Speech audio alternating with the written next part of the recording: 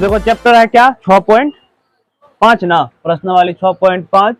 आज इसमें हम 6.5 का मतलब कितना लगभग 3 तक क्वेश्चन सॉल्व कर लेंगे। तो देखो इसमें क्या बोला है, पहला नंबर क्वेश्चन है क्या, मतलब कोई भी त्रिभुज का भुजा दे दिया है। त्रिभुज में 3 भुजा होता है ना, इसमें 4 क्वेश्चन है। पहला नंबर क्वेश्चन मतलब ये बोल रहा है, ये कुछ भुजाओं मतलब कुछ त्रिभुज की भुजाएं, मतलब कोई त्रिभुज है, उस त्रिभुज की भुजा जो है नीचे दिया गया है।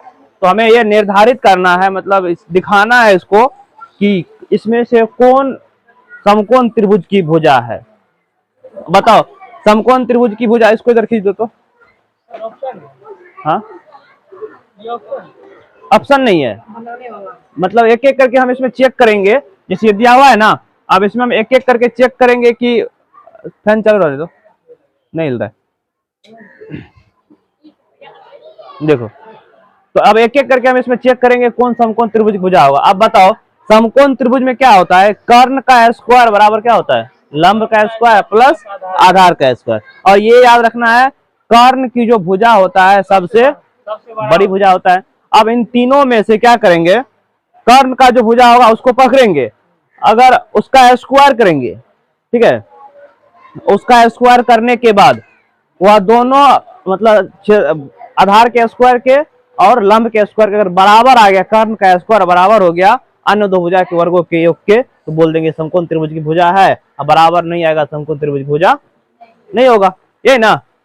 तो चलो तो चलो हम इसमें पहला नंबर देखते हैं। पहला नंबर कौन सी भुजा है, बताओ। समकोण त्रिभुज यही होता है, और समकोण के सामने वाला भुजा क्या होता है, कर्ण होता है, और कर्ण ही सबसे क्या होता है, बड़ी भुजा होता है। तो पहला नंबर क्वेश्चन है क्या, इसमें 7 सेंटीमीटर, 24 सेंटीमीटर और 25 सेंटीमीटर। अब बताओ 7, 24 और 25 में सबसे बड़ा कौन, 25। तो यहाँ पे मान लेंगे, यहाँ से माना कि कर्ण जो मान लिया हमने क्या है, माना कि कर्ण AC मान लिए, कर्ण AC को मान लिए 25, क्योंकि इस त्रिभुज में AC होगा ना 25 सेंटीमीटर। तो अन्य दो भुजा क्या सब हो जाएगा, आधार मान लो, आधार क्या है 7 सेंटीमीटर, और लंब ऊंचाई क्या मान लो, लंब मान लो, लंब मान लो, लंब है क्या AB ना, AB बराबर आधार BC बराबर 7 सेंटीमीटर और लंब AB बराबर 24 सेंटीमीटर। अब हम पाइथागोरस प्रमेय से जानते हैं, पहले निकाल लो, पहले निकाल लेते हैं। सबसे बड़ी भुजा का वर्ग करो, सबसे बड़ा भुजा क्या है 25, 25 का वर्ग करो बराबर क्या, अन्य दो भुजा के वर्गों के योग के बराबर करो, मतलब 24 का स्क्वायर प्लस 7 का स्क्वायर। तो 25 का स्क्वायर क्या होगा 625, 24 का स्क्वायर 576 प्लस 49। अब दोनों को जोड़ो तो 625, ये बराबर होगा किसके, 625 के ना। तो बताओ ये बराबर आ गया नहीं आ गया, लिखेंगे क्योंकि AC का जो स्क्वायर है वह बराबर है किसके, AB के स्क्वायर प्लस BC के स्क्वायर के। नहीं बोल देंगे तब पाइथागोरस प्रमेय से। अब बताओ इसको, तब पाइथागोरस प्रमेय से क्या बोल देंगे, पाइथागोरस प्रमेय से त्रिभुज ABC एक समकोण त्रिभुज है, और इसकी, और यह भी ज्ञात करने बोल रहा है कि इसका इस स्थिति में कर्ण की लंबाई कितना है। तो कर्ण कितना हो जाएगा, इसका कर्ण हो जाएगा 25 सेंटीमीटर। तो ये एक नंबर का हो गया सॉल्व, रे समझो इधर। तो ये एक नंबर का हो गया। चलो अब दूसरा नंबर करो। दूसरा नंबर में देखो क्या है, अब बताओ दूसरा नंबर ये है क्वेश्चन ना, 3, 8 और 6। तो 3, 8, 6 में, अब देखो यहाँ पे 3, 8, 6 में सबसे बड़ा भुजा कौन है, 8 ना। तो 8 को क्या मान लो, कर्ण AC मान लो, कर्ण कर्ण AC मान लो, AC है क्या, कर्ण AC मान लो 8 सेंटीमीटर है। उसके बाद अन्य दो भुजा मान लो, AB मान लो उच्च लंबाई, लंब मान लो, लंब कितना होगा, ए बी बराबर कोई भी मान सकता है, 6 मान लो, और आधार मान लो बी सी, ये मान लो क्या होगा 3 से। अब दोनों सबसे बड़ी भुजा का वर्ग जो है अन्य दो भुजा के वर्गों के योग के बराबर होना चाहिए, तभी बोल देंगे त्रिभुज समकोण त्रिभुज होगा, नहीं तो नहीं होगा। तो सबसे बड़ा भुजा कौन है 8, तो 8 का स्क्वायर निकालो, बराबर करो क्या 6 का स्क्वायर प्लस 3 का स्क्वायर, अठी अठी 6 के 36 के 18, 64 बराबर 36 18 जोड़ो 8 6 14 और 3 1 4 5 54, बताओ ये बराबर हुआ, नहीं ना हुआ, हाँ बराबर नहीं ना हुआ ये, अच्छा यहाँ पे नहीं ये होगा, चलो जोड़ो इसको 9 6 15 45, तब भी तो बराबर नहीं आ रहा है, तो यहाँ पे लिखेंगे चूंकि ए सी का स्क्वायर डज नॉट बराबर ए बी का स्क्वायर प्लस बी सी का स्क्वायर, इसीलिए 3, 8, 6 त्रिभुज ए बी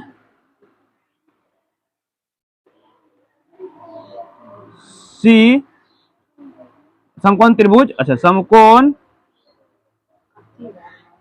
त्रिभुज ए बी सी की भुजा नहीं है, नहीं ना होगा तब ये भुजा नहीं है, ठीक है। अब देखो उसी तरह से हम तीसरा कर देते हैं, तीसरा क्या है 50 50 80 100, बताओ सबसे बड़ा कौन होगा 100, तो सबसे बड़ी भुजा मान लो 100 है, तो माना यहाँ पे लिखना, माना लिखेगा भी नहीं भी तब भी चलेगा, कर्ण मान लो क्या है ए सी बराबर 100, उसके बाद आधार मान लो या लंब मान लो, जो भी मानना है, लंब मान लो, लंब क्या है ए बी बराबर मान लो 80, और सेंटीमीटर में है सभी सेंटीमीटर। उसके बाद फिर देखो यहाँ पे 50 है और आधार कितना है 50, आधार को बीसी बराबर 50 सेंटीमीटर। अब यहाँ पे क्या करो कर्ण का स्क्वायर करो, बताओ 100 का स्क्वायर कभी भी बराबर होगा 80 का स्क्वायर प्लस 50 के स्क्वायर बराबर नहीं ना हो सकता, ये करके देखो, 1 पर 2 को 0 और बढ़ जाएगा 4 हो जाएगा, 10,000 हो गया 100 का स्क्वायर करेंगे तो, उसके बाद 8 8 64 2 को 0 25 25 2 को 0 नहीं ना होगा, 25 25 2 को 0 कर दिए, तो लिखेंगे नहीं हुआ बराबर, लिखेंगे चूंकि ए सी का स्क्वायर डज नॉट बराबर ए बी का स्क्वायर प्लस बी सी का स्क्वायर, इसीलिए मतलब 100, 80, 50 त्रिभुज ए बी समकोण त्रिभुज ए बी सी की भुजा नहीं है। जब समकोण त्रिभुज है ही नहीं तो उसमें कर्ण कहां से होगा, कर्ण होगा तब, कर्ण तो नहीं होगा ना। चलो 3 हो गया, 4 को अब 4 नंबर का तुम लोग खुद से बना लेगा अपना से। देखो इसमें क्या करना है, सबसे बड़ा भुजा कौन है 13, 13 का स्क्वायर करेंगे, अब 12 का स्क्वायर करेंगे प्लस 5 का स्क्वायर करेंगे, तो 13 का स्क्वायर 169, 169 144 प्लस 25 169, ये बराबर हो जाएगा, ये हो जाएगा ना, क्योंकि 12 का स्क्वायर 144 और 5 का स्क्वायर 25, तो दोनों जुड़ जाएगा 169 बराबर हो जाएगा। तो इसका मतलब ये भुजा समकोण त्रिभुज एबीसी की भुजा होगा। हाँ ठीक है, चलो यहां तक लिखो। तो चलो देखो 2 नंबर का क्वेश्चन क्या है, सुनो। 2 नंबर का क्वेश्चन है, एक त्रिभुज पी क्यू आर है, ठीक है।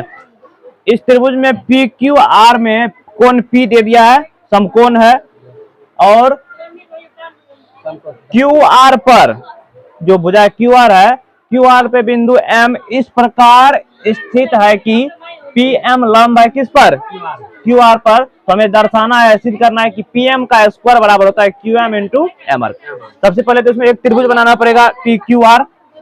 चलो हम एक त्रिभुज बना लेते हैं। पी, अच्छा यहाँ पे याद रखना है पी समकोण है, पी यहाँ पे दे दो, पी क्यू आर, ठीक है। अब यहाँ पे एक समकोण त्रिभुज बना लिया जिसका कोण पी क्या है, समकोण है। अब देखो यहाँ पे क्यू आर पे बिंदु एम है ना, तो क्यू आर से बिंदु एम है पी एम, पी एम है ना, पी एम लंब है किस पर, क्यू आर पर लंब है। तो सिद्ध करना है क्या, ये लंब है, सिद्ध करना है पी एम का स्क्वायर। मतलब यहाँ पे पी से एम एक लंब खींचे, पी एम का जो स्क्वायर होगा वह Q M, Q M, Q M किसमें है, Q M ray, Q M इसमें, और एम आर किसमें, एम आर इसमें है। इसका मतलब कि कौन कौन में चलना पड़ेगा, इस त्रिभुज में और इस त्रिभुज में चलना पड़ेगा, यही ना। मतलब हमें चलना है इस वाले त्रिभुज में और चलना है इस त्रिभुज में, ठीक है, दोनों त्रिभुज में चलना है। तो लिखेंगे सबसे पहले जो दिया है,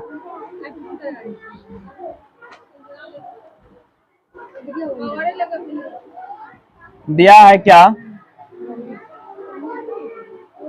हाँ, पी क्यू आर एक समकोण त्रिभुज है जिसमें कोण P क्या है, 90 डिग्री है, समकोण है, और PM लंब है किस पर, QR पे। तो सिद्ध करना है क्या, सिद्ध करना है कि PM का स्क्वायर बराबर होता है QM इंटू MR के, यही ना। अब एक बात बताओ, इसको करने के लिए क्या करना पड़ेगा, सबसे पहले ये वाला त्रिभुज है ना और ये वाला त्रिभुज है ना, इन दोनों त्रिभुज को समरूप करना पड़ेगा। त्रिभुज समरूप हो जाएगा तो भुजा क्या होगा, एक ही अनुपात में होगा, और जब भुजा एक ही अनुपात में होगा तो आ ही जाएगा। तो चलेंगे किसमें, प्रूफ में,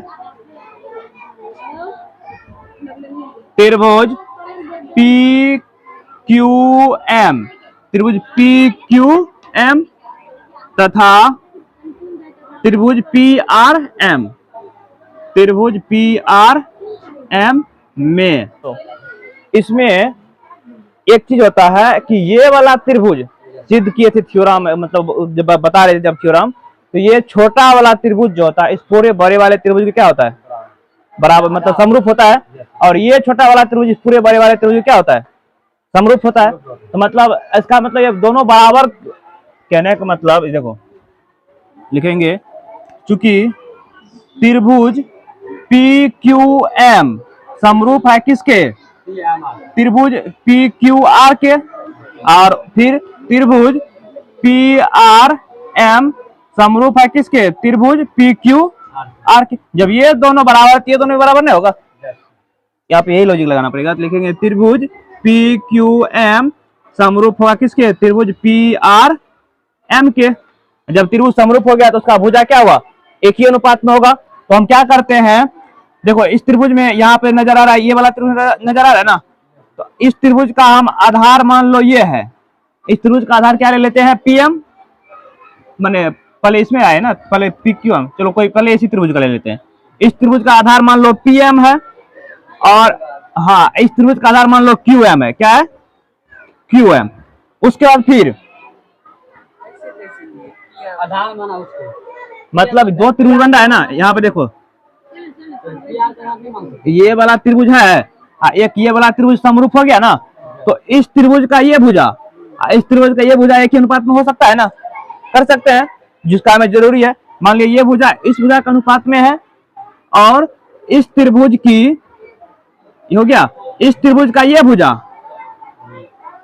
नहीं, इस, हाँ फिर देखो इस त्रिभुज का ये भुजा किसका, हाँ एम आर ना, इस त्रिभुज का ये भुजा, और इस त्रिभुज में इस त्रिभुज का हो गया ये भुजा, और इस त्रिभुज का मान लेते हैं फिर ये भुजा, नहीं कर सकते हैं, हाँ पीएम अब क्रॉस मल्टीप्लीकेशन गुना पीएम क्या हो जाएगा, पीएम का स्क्वायर और क्यूएम इंटू, PM 2 बार ले लिए। क्योंकि हमें पीएम का यहाँ पे स्क्वायर लाना है, ले सकते हैं। देखो क्योंकि अलग अलग, समझो यहाँ पे क्या बताना चाहते हैं हम। देखो पीएम बच्चे क्यूएम लिए क्यों, देखो यहाँ समझो, हम मान लिए ये वाला त्रिभुज जो है, इस त्रिभुज का ये भुजा ले सकते हैं, क्योंकि त्रिभुज समरूप है तो कोई भी भुजा सबके अनुपात में हो सकता है। ये इस त्रिभुज का ये भुजा और इस त्रिभुज का ये भुजा क्या है, एक ही अनुपात में होगा। चलो ये बात हो गया इधर का। अब फिर हमें पीएम लाना है, क्योंकि पीएम स्क्वायर लाना है, तो हम क्या किए, इस त्रिभुज का, किसका, नीचे वाला त्रिभुज का नहीं ऊपरे वाला का, ऊपर वाला त्रिभुज का ये भुजा, ठीक है, नहीं पहले इसका ना, नीचे वाला पहले नीचे वाला लेंगे ना। इस त्रिभुज का ये भुजा एम आर लिए, इस त्रिभुज में ये भुजा ले लिए, ये भुजा इसका भी है ना, इस त्रिभुज में ये भुजा ले लिए फिर, क्योंकि ये उभयनिष्ठ है ना, ले सकते हैं, इसमें भी ले सकते हैं, उसमें भी ले सकते हैं, दोनों है ना, इसलिए क्या होगा, ये प्रूव हो गया। चलो लिखो इसको।